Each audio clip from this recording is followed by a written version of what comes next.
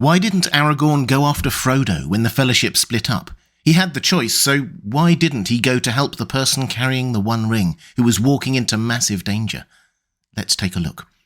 Hi everyone, this is Robert. Welcome to In Deep Geek. On this channel we cover the best fantasy worlds ever created, including The Lord of the Rings, A Song of Ice and Fire, and much more. Welcome. At the breaking of the Fellowship of the Ring, Aragorn is faced with a choice. Should he try to save Merry and Pippin, who had been captured by orcs and were being taken to Orthanc, or go after Frodo and Sam, who had crossed the Anduin and were heading to Mordor with the One Ring? For the purposes of this video, we can probably assume that Legolas and Gimli would follow Aragorn's lead. In the absence of Gandalf, Aragorn has become de facto leader of the Fellowship, and the Fellowship has split. Merry and Pippin were being carried forcibly west and a bit north, and Frodo and Sam were headed east and a bit south, opposite directions. Tolkien didn't leave them with a way to go after both sets of hobbits without splitting the three members remaining at their camp even further. As we know, the decision they made was to go after Merry and Pippin. But why? Well, we should acknowledge the immediate danger and confusion. Please don't get me wrong, I think that Boromir's sacrificial death in the film was one of the emotional high points, or low points depending on your perspective, but in order to keep things simple for a cinema audience, it missed the confusion of that moment. In the book, Aragorn, Gimli and Legolas rushed into the scene after the orcs had left. They didn't know what had happened. Aragorn arrives for Boromir's final words, which again were changed.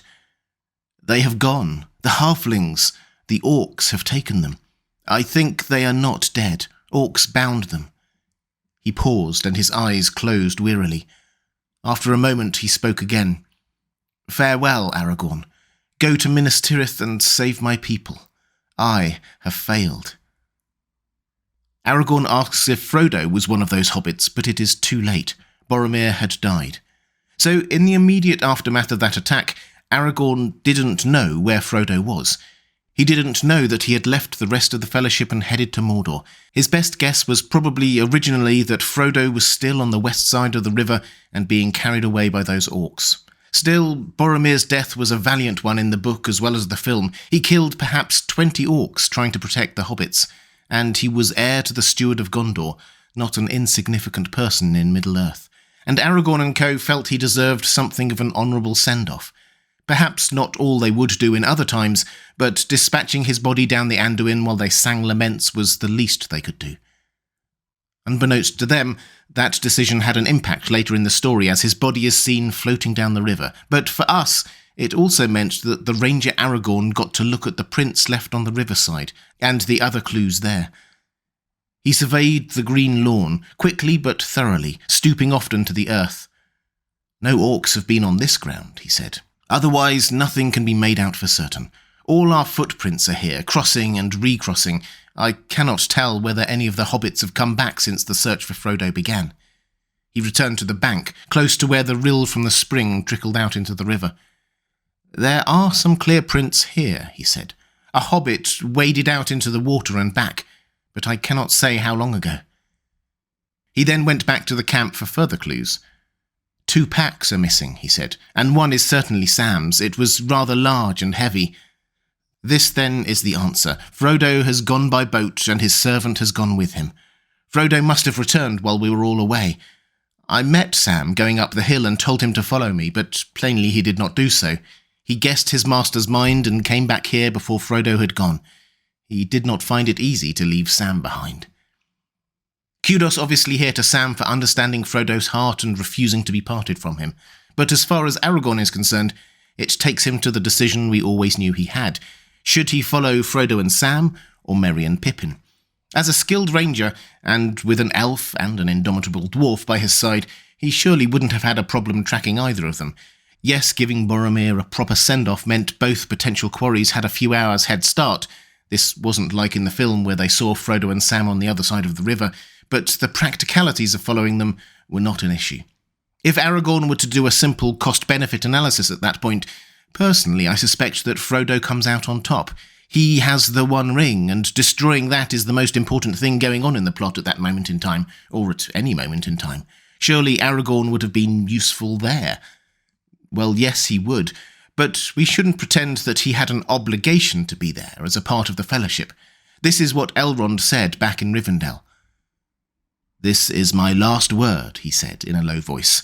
"The ring-bearer is setting out on the quest of Mount Doom. On him alone is any charge laid, neither to cast away the ring, nor to deliver it to any servant of the enemy, nor indeed to let any handle it, save members of the company and the council, and only then in gravest need. The others go with him as free companions to help him on his way. You may tarry, or come back, or turn aside onto other paths, as chance allows." So Aragorn hadn't sworn any oath to go with Frodo to the end, but he had promised to go to Minas Tirith.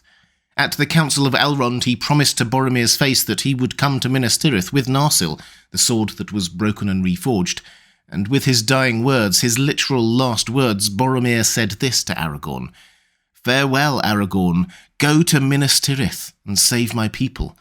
I have failed." Aragorn reassures him that Minas Tirith will not fall. Boromir smiles and breathes his last. Aragorn considered himself the rightful king of Gondor, and here was the heir to the stewardship of Gondor using his last breath to beg him to save his people, and Aragorn gave him that reassurance. So Aragorn hadn't promised to follow Frodo all the way to Mordor. He had a people he viewed as his to protect, and he just promised a dying man that Minas Tirith wouldn't fall. When you add in the fact that, although Frodo and Sam were definitely heading into danger, Merry and Pippin were definitely already in danger, you can start to understand why Aragorn didn't immediately just go after Frodo. And there's one more thing. The Fellowship was probably always going to break apart at that point anyway, and Aragorn had told Frodo that it was for him to choose what happened next. They had paddled down the Anduin as far as they could, and enemies were close. Boromir clearly wanted to stay on the west of the Anduin, and Aragorn had publicly offered his sword in defence of Minas Tirith, though he was a little vague on timings there. Taking the ring to Mordor meant crossing the river, though. This is what we read. When they had eaten, Aragorn called the company together. "The day has come at last," he said, "the day of choice which we have long delayed.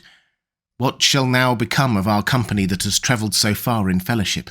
Shall we turn west with Boromir and go to the wars of Gondor, or turn east to the fear and shadow? Or shall we break our fellowship and go this way and that as each may choose? Whatever we do must be done soon. We cannot long halt here. The enemy is on the eastern shore, we know, but I fear that the orcs may already be on this side of the water." There was a long silence in which no one spoke or moved. "Well, Frodo," said Aragorn at last, "I fear that the burden is laid upon you. You are the bearer appointed by the council. Your own way you alone can choose. In this matter, I cannot advise you. I am not Gandalf, and though I have tried to bear his part, I do not know what design or hope he had for this hour, if indeed he had any. Most likely it seems that if he were here now, the choice would still wait on you. Such is your fate." Frodo did not answer at once. Then he spoke slowly. "I know that haste is needed, yet I cannot choose. The burden is heavy. Give me an hour longer, and I will speak. Let me be alone." So Aragorn gives him an hour, and Frodo wanders off. But the key thing here is that Aragorn has given Frodo the choice about which direction he wants to go in, and implicitly who he wants to take with him. And Frodo made a decision that he wanted to go east on his own, though of course he found it rather harder to leave Sam behind.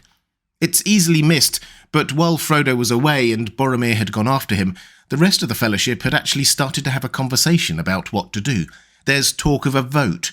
Legolas and Gimli both say they would go east with Frodo, but personally think Minas Tirith is the better option. Aragorn suggests perhaps breaking up the Fellowship even further. Him, Sam and Gimli could go with Frodo, and the others could head to Minas Tirith. Sam ends all that by stating that, no, Frodo had already decided that he was going to Mordor, and was just working up the courage to do it. And he would probably think himself around in circles and decide he should go alone. Sam really did know Frodo much better than the rest of them. Pippin obviously says that he wouldn't allow it, but Aragorn takes a more pensive approach. "I wonder," said Aragorn. "He is the bearer, and the fate of the burden is on him. I do not think that it is our part to drive him one way or the other, nor do I think that we should succeed if we tried. There are other powers at work, far stronger." This may sound like a surprisingly laissez-faire approach by Aragorn, but it actually fits with how Gandalf always led. I did a whole other video on that if you're interested, but basically his default position was to give all the facts to Frodo and let him make the decision, then provide support and guidance along the way. Gandalf the Grey never actually led except in a very collaborative way. And we see that in Aragorn's ultimate decision to go after Merry and Pippin. Once they have given Boromir his send-off and worked out that Frodo and Sam have crossed the river, we get this. "Sam was right, I think," said Aragorn. "Frodo did not wish to lead any friends to death with him in Mordor, but he knew that he must go himself. Something happened after he left us that overcame his fear and doubt. He knew, and we know what that something was, Boromir, but Aragorn didn't want to spell it out then." We read on. "Our choice then," said Gimli, "is either to take the remaining boat and follow Frodo, or else to follow the orcs on foot. There is little hope either way. We have already lost precious hours." "Let me think," said Aragorn, "and now may I make a right choice and change the evil fate of this unhappy day." He stood silent for a moment. "I will follow the orcs," he said at last. "I would have guided Frodo to Mordor and gone with him to the end, but if I seek him now in the wilderness, I must abandon the captives to torment and death. My heart speaks clearly at last. The fate of the bearer is in my hands no longer. The company has played its part. Yet we that remain cannot forsake our companions while we have strength left. Come, we will go now.